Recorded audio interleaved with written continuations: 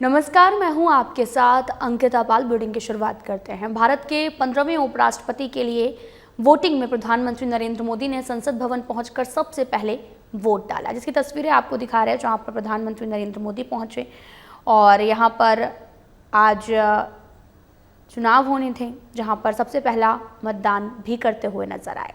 प्रधानमंत्री नरेंद्र मोदी पहुंचे थे उपराष्ट्रपति पद के लिए वोटिंग करने के लिए और जिसकी तस्वीरें हम आपको दिखा रहे हैं। दरअसल राधाकृष्णन और साथ ही सुदर्शन रेड्डी के बीच में मुकाबला था और यहां पर प्रधानमंत्री नरेंद्र मोदी ने वोटिंग की है।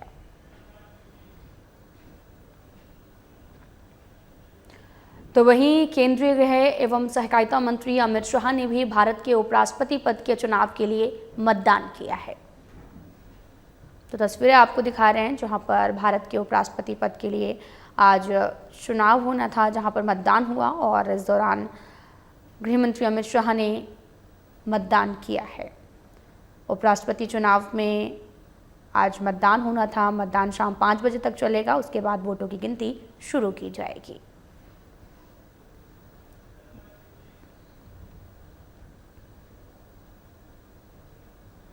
बस्ती में सरस्वती शिशु मंदिर के भूमि पूजन और शिलान्यास कार्यक्रम का आयोजन किया गया, जिसमें सीएम योगी ने शामिल होते हुए शिशु मंदिर का शिलान्यास किया। इस मौके पर सीएम योगी ने लोगों को संबोधित किया है। इस कार्य के लिए बधाई देते हुए बस्ती वासियों को इस कार्य के लिए अपनी शुभकामनाएं देता हूं। भारतीय मनीषा ने ज्ञान के बारे में कहा कि सा विद्या या विमुक्त ये, यानी विद्या वह है जो हमारी मुक्ति का मार्ग प्रशस्त कर दे। मुक्ति का मतलब हमारे जीवन में हमारे आगे बढ़ने के मार्ग को प्रशस्त कर दे, आगे बढ़ने का मार्ग के लिए हमें मार्गदर्शन कर दे।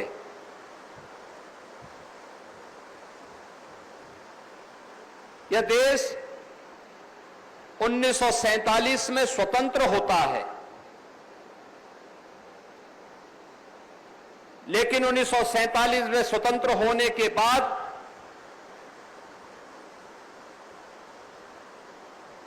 जिन कारणों से देश प्रतंत्र हुआ था, उन कारकों का समाधान करने, फिर से देश गुलाम न होने पाए, इसके लिए स्वतंत्र भारत ने तत्काल कोई भी उपचारात्मक उपाय नहीं किए।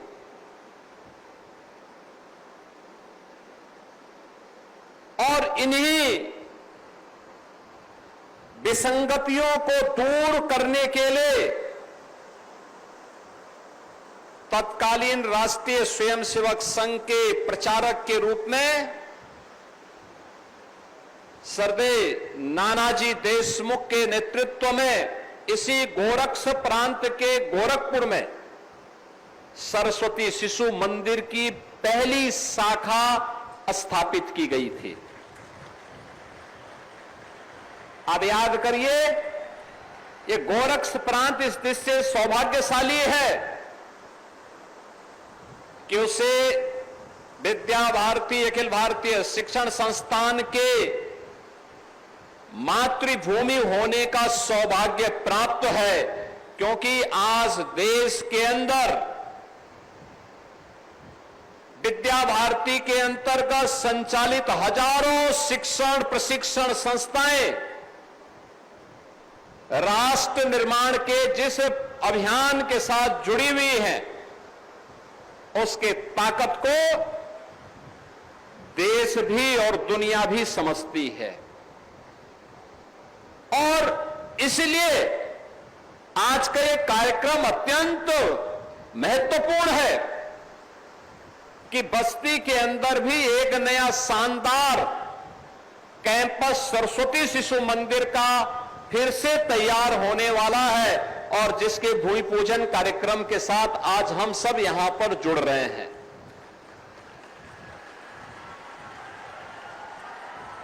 भारत के अंदर भारत की शिक्षा कैसे होनी चाहिए, यह आजादी के 5 साल के बाद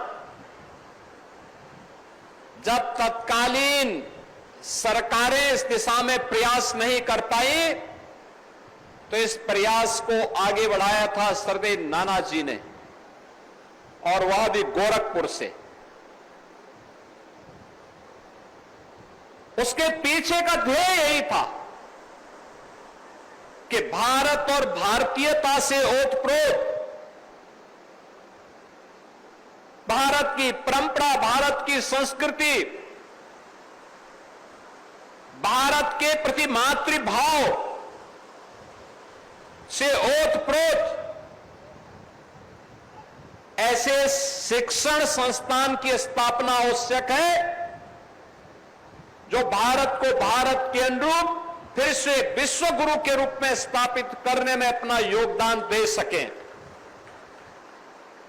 और इसके लिए इसकी शुरुआत होती है हमारे शिक्षण संस्थानों में ही, शिक्षा के मंदिरों में ही। शिक्षण संस्थान केवल अक्षर ज्ञान के माध्यम नहीं है, वह एक बालक के सर्वांगीण विकास की आधारशिला है। और अगर शिक्षा संस्कार युक्त नहीं है, शिक्षा मूल्यों और आदर्शों पर आधारित नहीं है, शिक्षा अपनी मातृभूमि के प्रति, अपने महापुरुषों के प्रति, अपनी राष्ट्रीयता के प्रति समर्पण का भाव पैदा नहीं कर पा रही है, तो वह शिक्षा नहीं, वह कुशिक्षा है, एक भटकाव है। और उस समस्या का समाधान आजादी के तत्काल बाद किसी ने प्रारंभ किया था, तो सरस्वती शिशु मंदिर से वह प्रारंभ हुआ। और आज 12,000 से अधिक शिक्षण प्रशिक्षण संस्थाएं देश भर में फैल करके अपने इस अभियान को निरंतर एक नई गति प्रदान कर रहे हैं। यह एक चुनौती थी, सरकार विपरीत,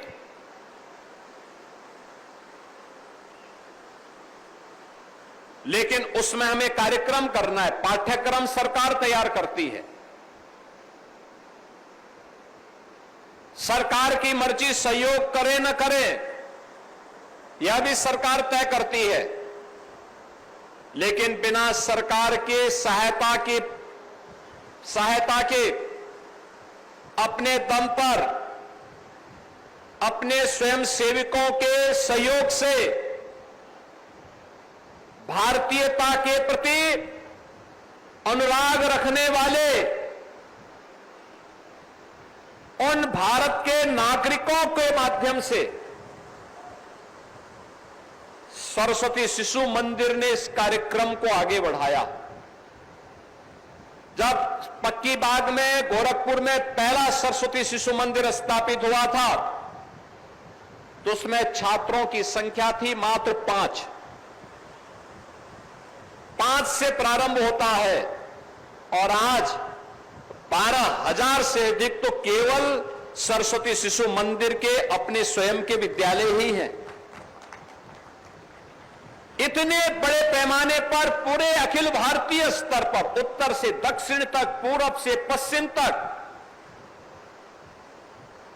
ये वे संस्थान हैं जो पूरी प्रतिबद्धता के साथ, कौन सरकार रहे कौन न रहे,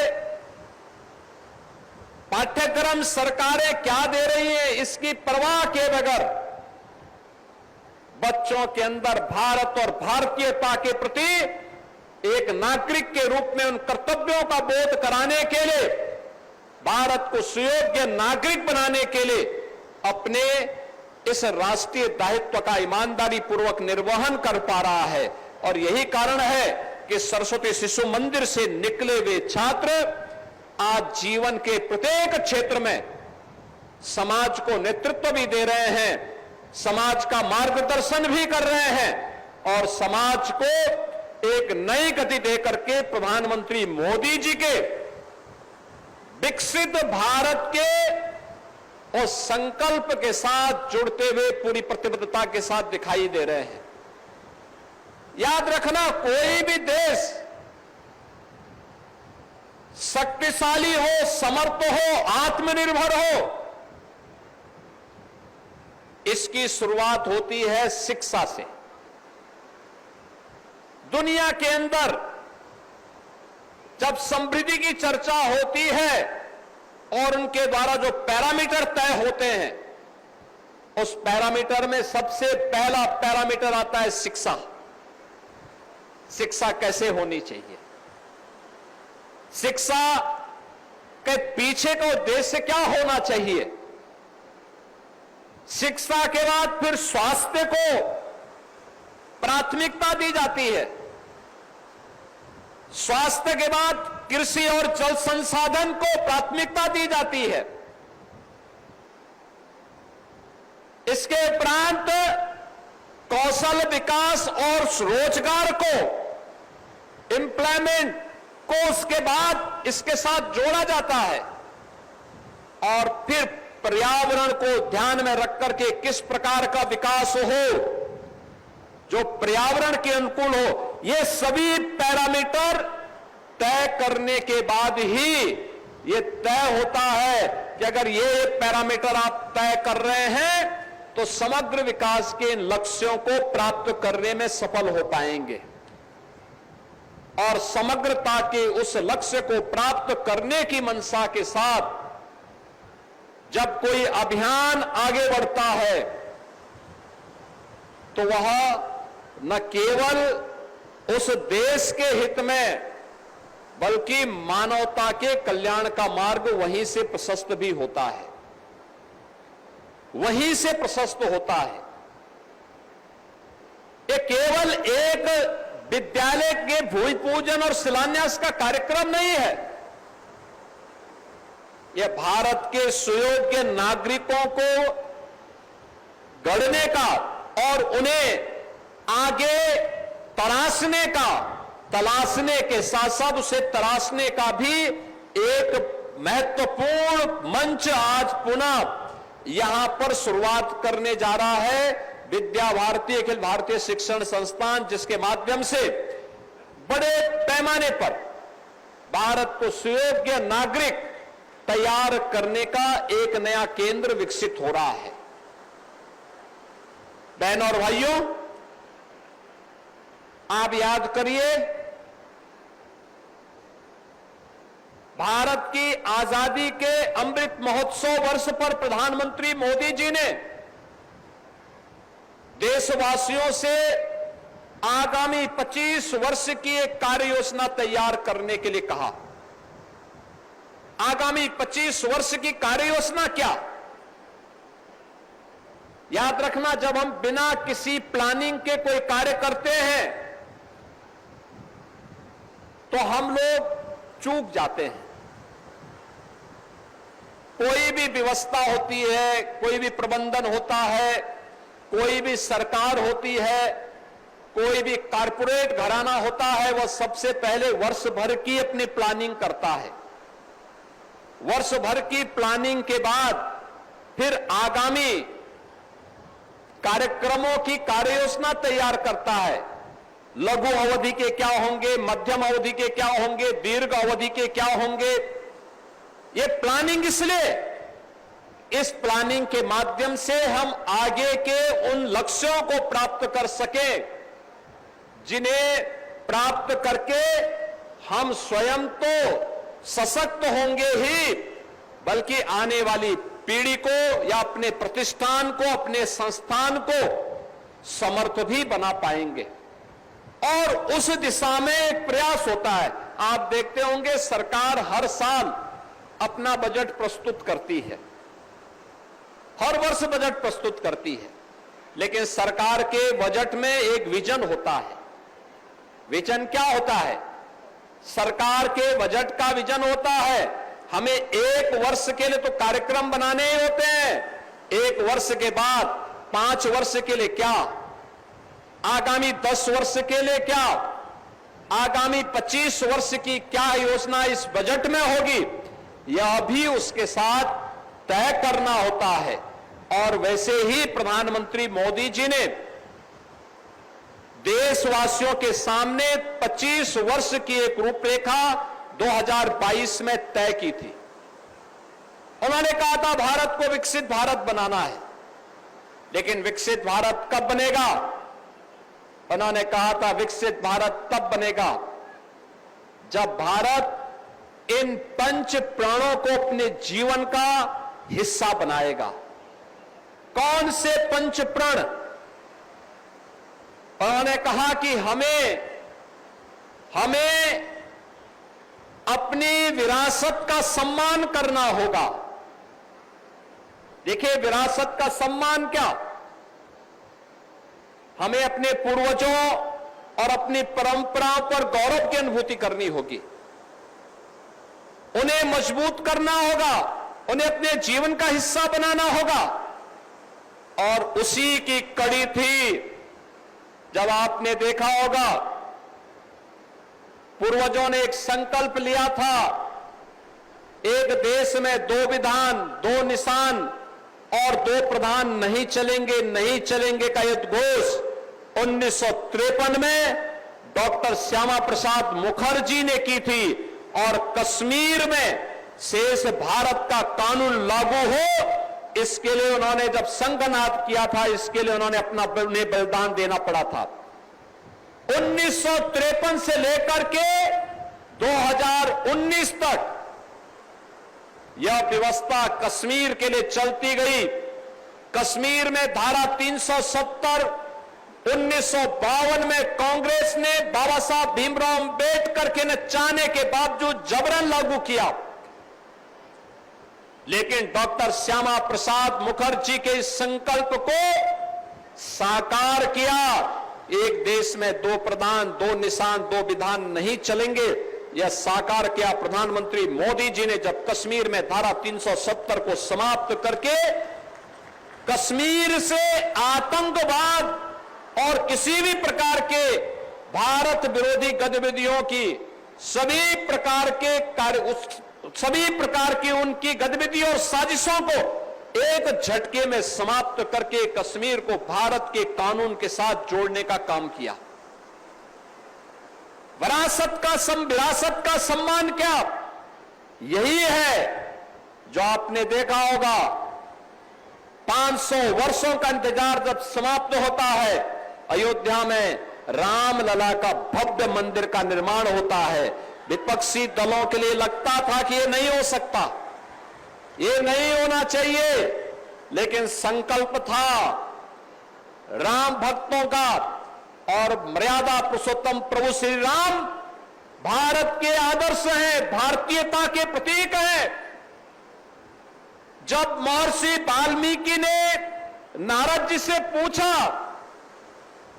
कि मुझे कुछ लिखना है, ऐसा कौन सा आदर्श होगा जिसके बारे में मैं लिख सकूं, तो उस समय महर्षि वाल्मीकि को नारद जी ने यही कहा कि भाई ये देश के अंदर, वर्तमान में दुनिया के अंदर, इस धरती में एक ही चरित्र है जिस पर लिखा जा सकता है, और वह चरित्र राम का है, श्री राम पर लिखो। और उन्होंने उस समय क्या लिखा, कहां से शुरुआत की? उन्होंने एक शुरुआत की, रामो विग्रहवान धर्म, यानी राम स्वयं में धर्म है। धर्म के जो गुण हैं वे राम में साक्षात हैं, और वहीं पर रामायण जैसा दुनिया का सर्वश्रेष्ठ महाकाव्य महर्षि वाल्मीकि ने हमें दिया। हमें महर्षि वाल्मीकि की विरासत पर गौरव की अनुभूति है। हमें प्रभु राम की विरासत पर गौरव की अनुभूति है। हमें लीलाधारी श्री कृष्ण की परंपरा पर गौरव की अनुभूति है। हमने भारत के उन महापुरुषों के लिए, जिन्होंने भारत के लिए योगदान दिया, भारतीयता के लिए अपना बलिदान दिया, देश की आजादी के लिए और स्वतंत्र भारत में भारत की सीमाओं की रक्षा करते हुए जिन्होंने अपने आप को बलिदान कर दिया, वे सभी हमारे लिए आदर्श हैं। उन सबका सम्मान करना और उनकी विरासत का संरक्षण करना, ये हर भारतीय का दायित्व है। प्रधानमंत्री जी ने इस विरासत के सम्मान करने के साथ हर भारतीय को जोड़ने की बात की। तो वहीं कानपुर कचहरी परिसर में लंबे समय से फर्जी वकीलों के घूमने और ठगी की शिकायतें सामने आ रही थी। बिना लॉ की पढ़ाई किए लोग सफेद शर्ट और काली पैंट पहनकर वकालत की वेशभूषा में लोगों को गुमराह कर रहे थे। इस पर रोक लगाने के लिए कानपुर बार एसोसिएशन ने फर्जी वकील पकड़ो अभियान की शुरुआत की है। एसोसिएशन ने एक विशेष कमेटी गठित की जो कचहरी परिसर में संदिग्ध वकीलों की पहचान कर रही है। उनसे पहचान पत्र, आई कार्ड दिखाने को कहा जा रहा और साथ ही बार पदाधिकारियों का कहना है कि ऐसे फर्जी वकील न केवल पेशे की गरिमा को ठेस पहुंचा रहे हैं बल्कि लोगों से ठगी भी कर रहे। पकड़े जाने वालों को पुलिस के हवाले कर उनके खिलाफ एफआईआर दर्ज की गई है। हाँ, इधर हम लोगों को सूचना मिल रही है कि कचहरी में बहुत से फर्जी अधिवक्ता घूम रहे हैं, जो अधिवक्ता ड्रेस में अधिवक्ता व्यक्ति करते हैं, जिससे हम अधिवक्ताओं को हर तरह से नुकसान होता है। और ये अधिवक्ता हर जगह हम लोगों से झगड़ा करने को भी तैयार रहते हैं। हम लोगों को जानकारी नहीं रहती है कि ये सही है कि फर्जी है। अब हम लोगों ने एक मुहिम चलाई है जिसका चेयरमैन हमने अपने मंत्री वीरेंद्र पासी जी को बनाया है। इसके उसमें एक कमेटी गठित करी है। जो भी फर्जी अधिवक्ता होंगे, हम लोगों को सूचना मिलेगी तो उनके खिलाफ जो कानूनी कार्रवाई हो सकती है हम लोग कानूनी कार्रवाई करेंगे और सख्ती से पालन करेंगे कि फर्जी अधिवक्ता अब कचहरी में ना आ पाए। जो हमने अपनी टीम गठित करी है बार कार्यकारिणी की, वो अपना टोली से निकलेगी, आई कार्ड चेक करेगी, जिसकी फर्जी होने की हमें संभावना होगी। आम अधिवक्ता जो हैं, ज़्यादातर लोगों को हम लोग पहचानते ही हैं। जो फर्जी है उनके हम लोग आई कार्ड से उनकी पहचान करेंगे, उनके खिलाफ कार्रवाई करेंगे। हाँ, एफआईआर भी करेंगे। सब पूरी कानूनी कार्रवाई जो उनके खिलाफ हो सकती है वो करेंगे। नहीं, आई कार्ड जो एक गलतफहमी चली गई कि हर अधिवक्ता का आई कार्ड चेक होगा, हम केवल जिन पे संदेह होगा उसका आई कार्ड चेक करेंगे। हर अधिवक्ता जिनको हम पहचानते हैं, मिलते हैं, ज़्यादातर सभी लोग पहचानते हैं कौन अधिवक्ता है कौन फर्जी है। जो हमको फर्जी रहेगा या किसी का सूचना मिले कि ये फर्जी, तो उनका चेक करेंगे। हर अधिवक्ता का आई कार्ड नहीं चेक करेंगे। तो इस वक्त की बड़ी खबर प्रयागराज से आ रही है, जहां पर आपको बताते चलें कि इस वक्त की बड़ी खबर प्रयागराज से, जहां पर संभल मस्जिद सर्वे के दौरान हिंसा से जुड़ी ये खबर है। सांसद जिया उर रहमान बर्क की याचिका पर सुनवाई हुई है। बर्क की याचिका पर इलाहाबाद हाई कोर्ट में सुनवाई हुई। संभल के स्पेशल जज एमपी एमएलए कोर्ट में कार्रवाई, जहां पर संभल कोर्ट में जारी कार्रवाई रद्द करने की मांग। हाई कोर्ट ने कार्रवाई पर अगले आदेश तक लगाई रोक। जस्टिस समीर जैन की सिंगल बेंच आज करेगी सुनवाई। तो बड़ी खबर आपको बता रहे, जहां पर संभल मस्जिद सर्वे के दौरान हिंसा से जुड़ी खबर का मामला सामने आया, जहां पर सांसद जिया उर रहमान बर्क की याचिका पर सुनवाई हुई है।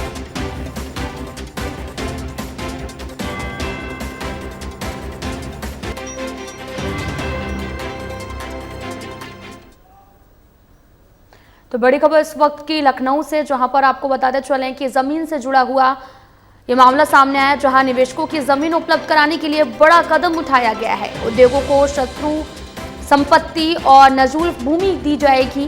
डीएम और विकास प्राधिकरण से भी ब्यौरा मांगा गया है। तो बड़ी खबर आपको बता दें, जहां पर जमीनें यूपी, सीडा और साथ ही प्राधिकरणों को भी सौंपी जाएंगी। प्रदेश में शत्रु संपत्ति में करीब 12,500 एकड़ भूमि, शहरी क्षेत्रों में नजूल भूमि का दायरा 20,000 एकड़।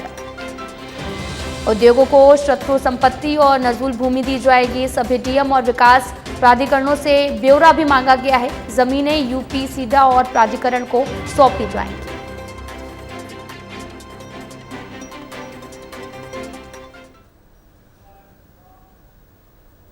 एक और बड़ी खबर लखनऊ से आ रही है, जहां पर आपको बताते चलें कि शव बरामद किया गया है। बड़ी खबर इस वक्त की निगोहा थाना क्षेत्र के गौतम खेड़ा गांव के पास शव मिला है। गुजरे बाग नाले में पड़ा हुआ मिला था अज्ञात युवक का शव। सड़क पर जगह जगह मिला खून का निशान। ग्रामीणों ने युवक की हत्या कर शव नाले में फेंकने का लगाया आरोप। सूचना के बाद मौके पर पहुंची पुलिस ने शव को कब्जे में लेकर जांच शुरू कर दी है। इस वक्त की बड़ी खबर लखनऊ से, जहां पर सड़क पर जगह जगह खून के निशान मिल रहे। ग्रामीणों ने युवक की हत्या कर शव नाले में फेंकने का भी आरोप लगाया है।